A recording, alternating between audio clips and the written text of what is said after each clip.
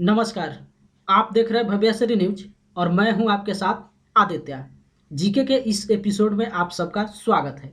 जैसा कि आपको मालूम है कि इस वीडियो में हम आपके लिए मोस्ट सिलेक्टेड क्विज जीके लेकर आते हैं, यानी कि ऐसा सामान्य ज्ञान हम आपके सामने परोसते हैं जो बिल्कुल किसी भी एग्जाम के लिए जो है इम्पोर्टेंट होता है, यानी कि महत्वपूर्ण होता है।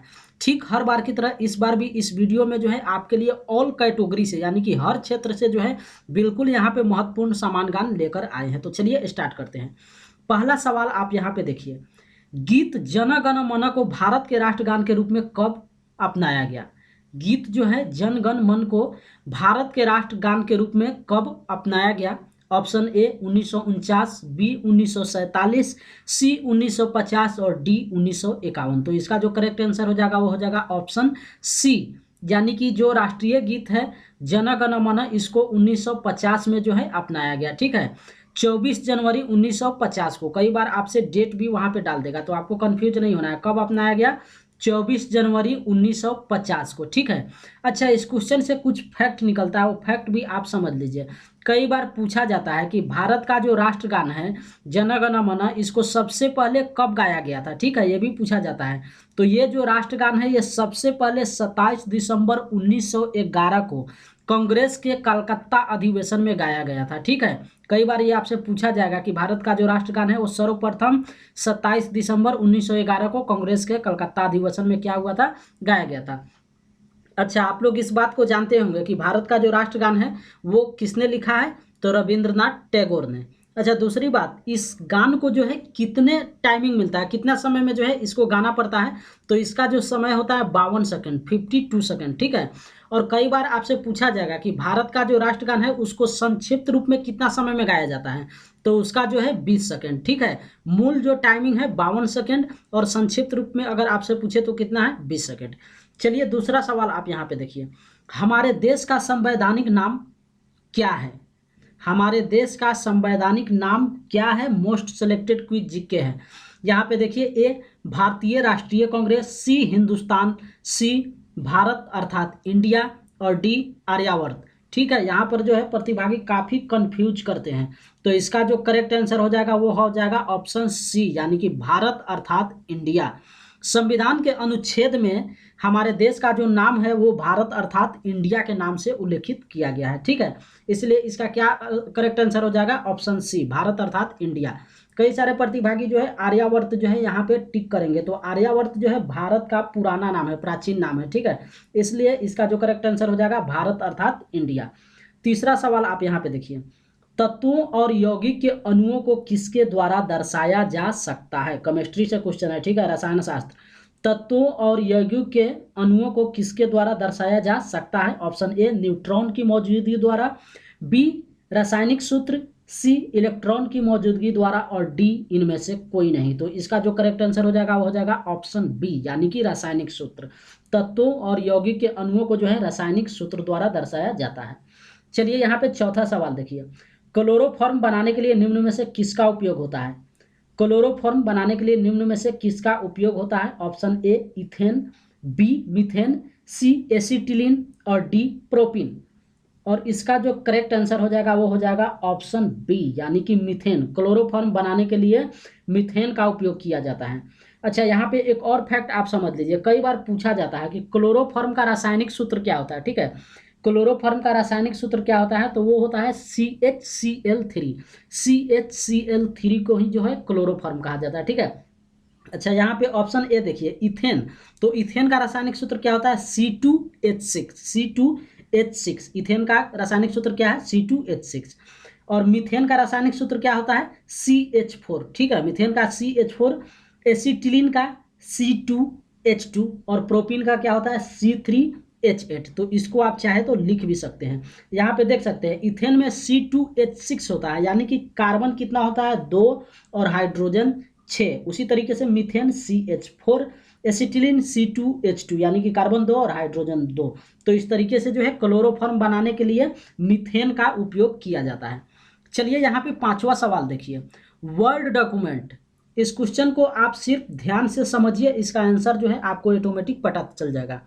वर्ड डॉक्यूमेंट वीडियो या MP3 किस प्रकार का है? चार ऑप्शन है, template, B file, C folder और डी आइकॉन। तो इसका जो करेक्ट आंसर हो जाएगा वो हो जाएगा ऑप्शन बी यानी कि फाइल। वर्ड डॉक्यूमेंट जो है या फिर वीडियो है या फिर MP3 क्या है, एक फाइल है। जैसे कोई किसी भी डिवाइस को आप परचेज करते हैं तो उसमें वर्ड डॉक्यूमेंट करके जो है एक फोल्डर होता है, यानी फोल्डर नहीं उसको बोलेंगे, फाइल होता है। और उस फाइल में जो है वर्ड डॉक्यूमेंट आपको वहाँ पे रखा हुआ रहता है, या फिर वीडियो वाले फाइल में आपका गाना होता है, वीडियो गाना होता है, और MP3 वाले फाइल में क्या होता है, ऑडियो गाना होता है। तो इस अनुसार जो है वर्ड डॉक्यूमेंट, वीडियो या फिर MP3 जो है एक फाइल है।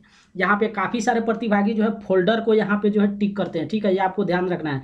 इसका आंसर जो है फाइल होगा, फोल्डर नहीं होगा। फोल्डर का मतलब होता है फोल्डर जो हम बनाते हैं और उस फोल्डर में किसी भी फाइल को हम रखते हैं या फिर किसी भी चीज़ को रखते हैं।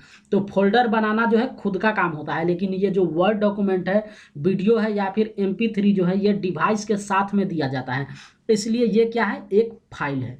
चलिए यहाँ पे छठा सवाल देखिए, निम्न में से कौन सा एक आउटपुट डिवाइस नहीं है। इस क्वेश्चन को आप जरा ध्यान से समझिएगा। 4 ऑप्शन जो दिया हुआ है इस पे आप दिमाग डालिए, आपको ऑटोमेटिक पता चल जाएगा कि कौन सा जो है आउटपुट डिवाइस नहीं है।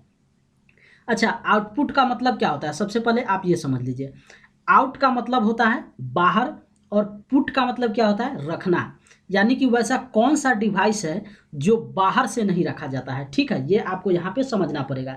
चाहे आप मोबाइल की बात कीजिए या फिर कंप्यूटर की बात कीजिए। तो 4 ऑप्शन देख सकते हैं, ए प्रिंटर, बी स्पीकर, सी स्कैनर और डी प्लॉटर।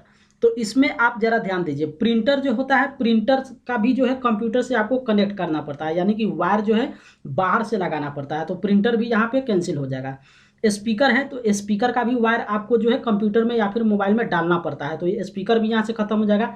अब आता है यहाँ पे स्कैनर, तो स्कैनर को अभी साइड में रखते हैं। नीचे देखिए डी का प्लॉटर। प्लॉटर क्या होता है, तो प्लॉटर जो है एक तरीके से आप देखते होंगे फ्लैक्स बोर्ड जहाँ पे बनता है, एक बड़ा सा मशीन होता है जहाँ पे फ्लैक्स बोर्ड बनाया जाता है, तो उसी को प्लॉटर कहा जाता है।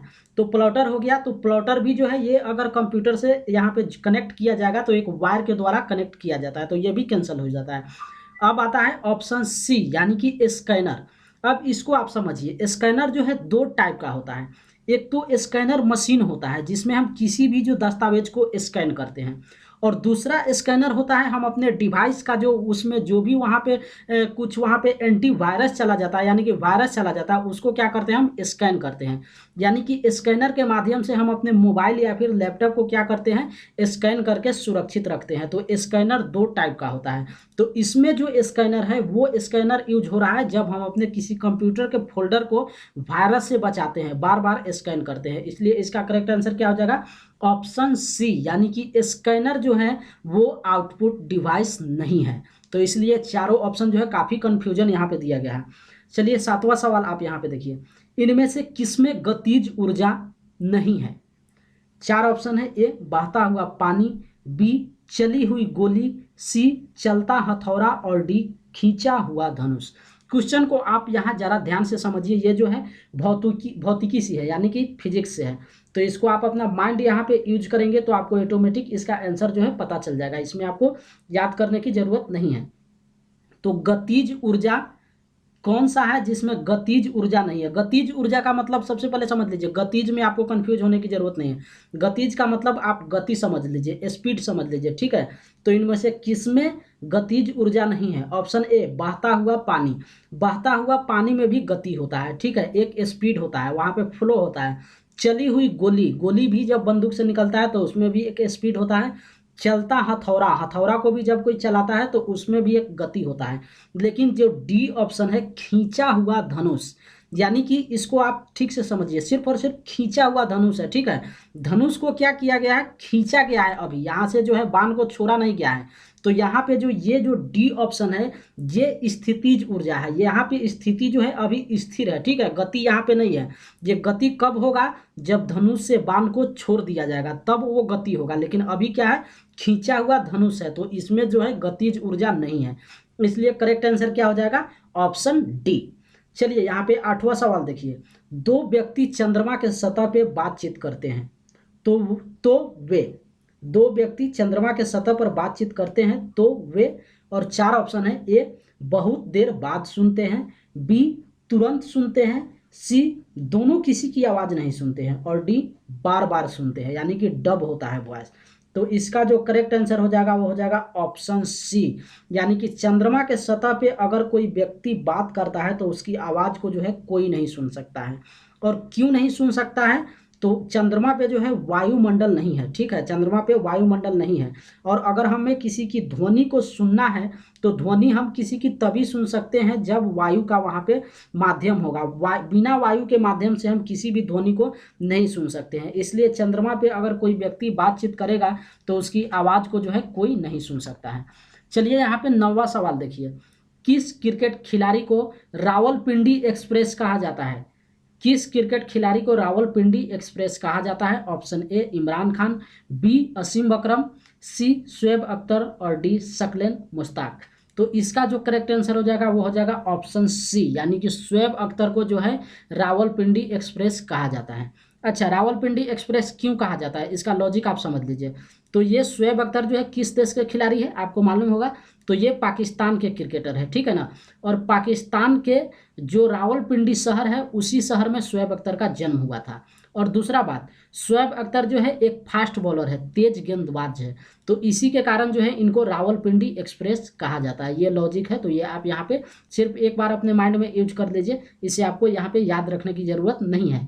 तो रावलपिंडी एक्सप्रेस किसे कहा जाता है? शुएब अख्तर को कहा जाता है। चलिए यहाँ पे 10वां सवाल देखिए, विजडन ने सदी के चैंपियन की उपाधि इनमें से किसको दी? 4 ऑप्शन है, ए सर डॉन ब्रैडमैन, बी पेले, सी कपिल देव और डी मार्क्स स्पीड। तो इसका जो करेक्ट आंसर हो जाएगा वो हो जाएगा ऑप्शन सी, यानी कि कपिल देव, ठीक है। विजडन ने 20वीं शताब्दी के सर्वश्रेष्ठ भारतीय क्रिकेट खिलाड़ी का सम्मान कपिल देव को प्रदान किया है, ठीक है। इसलिए इसका करेक्ट आंसर क्या हो जाएगा? ऑप्शन सी, यानी कि कपिल देव। तो इस तरीके से आज का वीडियो जो है यहीं पे समाप्त होता है।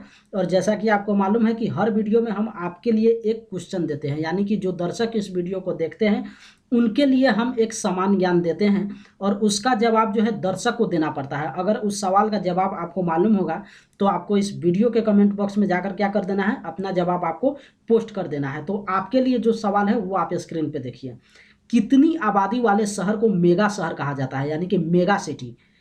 कितनी आबादी वाले शहर को मेगा सिटी कहा जाता है? Option A 20 lakh, B 10 lakh, C 50 lakh और डी 1 करोड़। इसका जो करेक्ट आंसर हो जाएगा वो आपको इस वीडियो के नीचे कमेंट बॉक्स में जाकर अपना जवाब जो है पोस्ट कर देना है।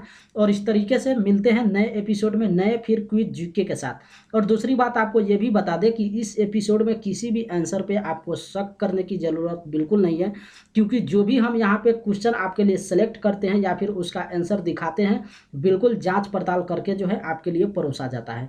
तो आज का वीडियो यहीं पर समाप्त होता है, मिलते हैं नए एपिसोड में नए क्विज जीके के साथ में।